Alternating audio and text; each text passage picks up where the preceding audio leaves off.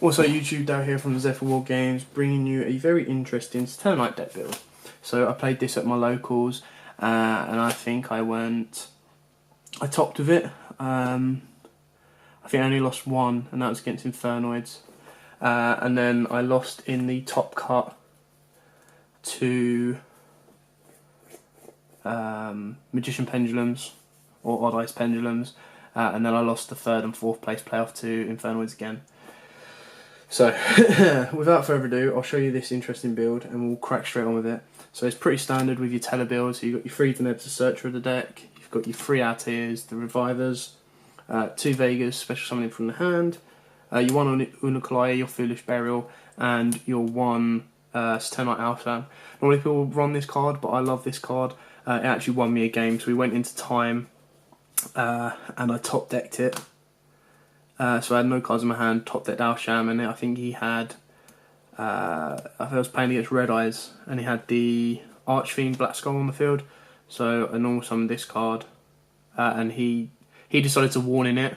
It was the last turn, he decided to warn in it rather than take the burn, but yeah, so that kind of won me a game. And then here is the little interesting tech. It's 3 Ariadnes. Now, Satellarknights play a good handful of counter traps, so I thought this would be a nice little add to run. Someone also suggested to me to play some of the Zephyrs, the Satellarknight Zephyrs. I haven't really tried that out as of yet, but that is something that can be done.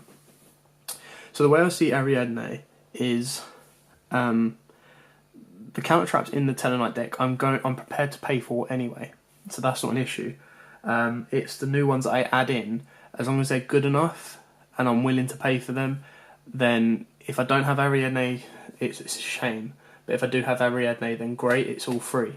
And also when it's destroyed, so if your opponent pops it in the Pendulum Zone, you get to search out a counter trap. So you can search out Telenova Alpha.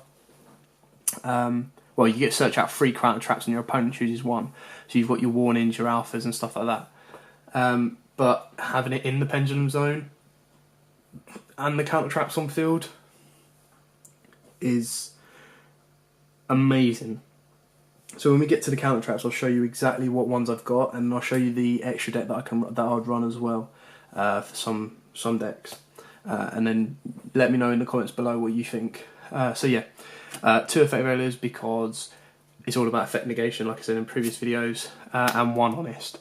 So obviously what's made way for the 3 Ariadnes is an honest, an Unukalai, and another, I think, is a spell or trap that I cut out to get that in.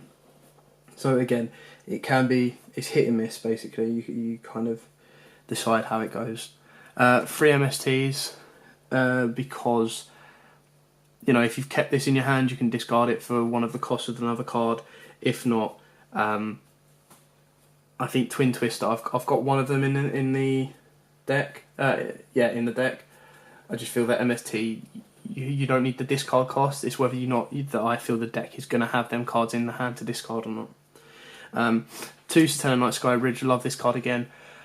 So you normal summon out a Tellarknight, and then you can activate that, send a Tellarknight back to the deck, and then special summon out another one from your deck.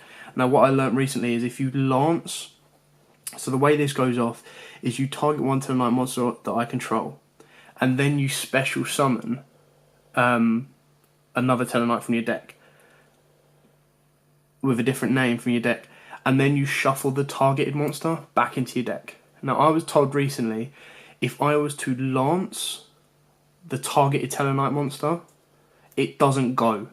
So I special summon, but then there's no cost, there's no return, because you've unaffected your card, and you just target, then special summon, and then return. So target, special summon, and then Lance, it can't be returned. So yeah, from what I've told, that's how Lance can help it out massively. And then the one-ofs, Instant Fusion, Rhoda, Soul Charge, Twin Twister, and Regeki. They're all pretty straightforward and pretty standard on those ones. Okay, so on to the traps, the most important part of the Satellarknight deck. So 2 Satellarknight Alphas. Again, this is one that I had to drop. So I dropped one of these in place of the other counter traps that you'll see sooner or later. But it is searchable when Ariadne is destroyed. 2 Quaking Mirror Force because, again, this card is my staple card. I love it. I use it in pretty much all my decks now. 2 Finished Chains because obviously you can bounce them back with Trevere and keep recycling them. And then 2 of the counter traps. 2 Ultimate Providence. So when a spell, trap, or monster effect is activated discard the same type of card, monster, spell, or trap, negate the activation if you do destroy that card. So as far as I'm concerned, I'm willing to pay the cost anyway, if I have that card in my hand. So if I've got an Ariadne in the field and this is going to be for free, then happy days. That's absolutely brilliant. So that's quite a nice card to have. 2 Call of the Haunteds, and then 1 Oasis Dragon Souls, 1 Solemn Strike. Again, I'm willing to pay the cost. If I get to do it for free, even better. Same with Solemn Warning. If I get to do it for free, even better. And then Bottomless Trap Bowl. So that's all pretty much a standard Teller build with the Ariadnes built into it. It's then the extra deck that kind of highlights what else you can get away with. So, Curse Seal of the Forbidden... Curse Seal of the Forbidden Spell. If you get to activate these for free, happy days. So again, like I said, I played an Infernoid player. They played Reasoning. I played this. I paid the cost, so I mean it's not an Ariadne kind of thing, but it shut down their Reasoning for the rest of the game, and that kind of helped me out in the first turn. Obviously, I did end up losing it, but I can't expect to top deck that card both times. And then there's stuff like Judgment of Anubis, Magic Jammer. And all kind of cards like that are great to use. Like I said, it's a bit of a hit and miss kind of build and the way that it goes, but it's still a very, it's a bit fun. I need to try it out with the Zephyrs and see how that goes. So onto the extra deck. Castell, pretty standard. Cowboy again, standard. And then you've got number 80 Rhapsody Berserker, Abyss Dweller. I would run a number 106 in this deck, just because obviously it's generic rank 4. Why wouldn't you run it? So you can run one of those now that they're easier to get hold of. A Diagusto Emerald, a number 86 because he's a beast if you get all 5 cards on the field for him.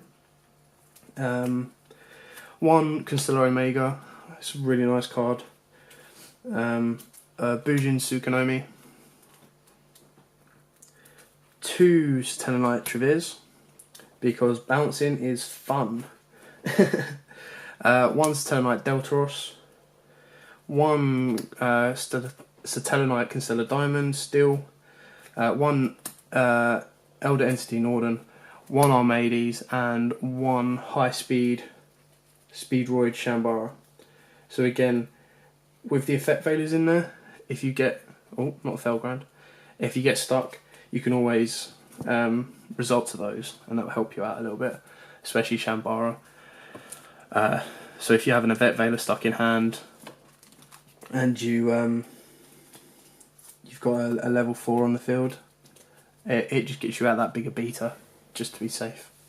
So yeah, thanks for watching, guys. That was the Satellarknight Ariadne build. Let us know what you think about it in the link in the description below. Not the link in the description, in the comments below. It was just a bit of a fun. It was nice to play. I just wanted to see how Ariadne tested out. So yeah, don't forget to like, comment, subscribe, and please share the page for us. And again, thank you to all those that have subscribed. We've now hit over 100, which is absolutely brilliant for a small time channel that we just want to have a bit of fun with. So yeah, thanks guys. Happy Dawding.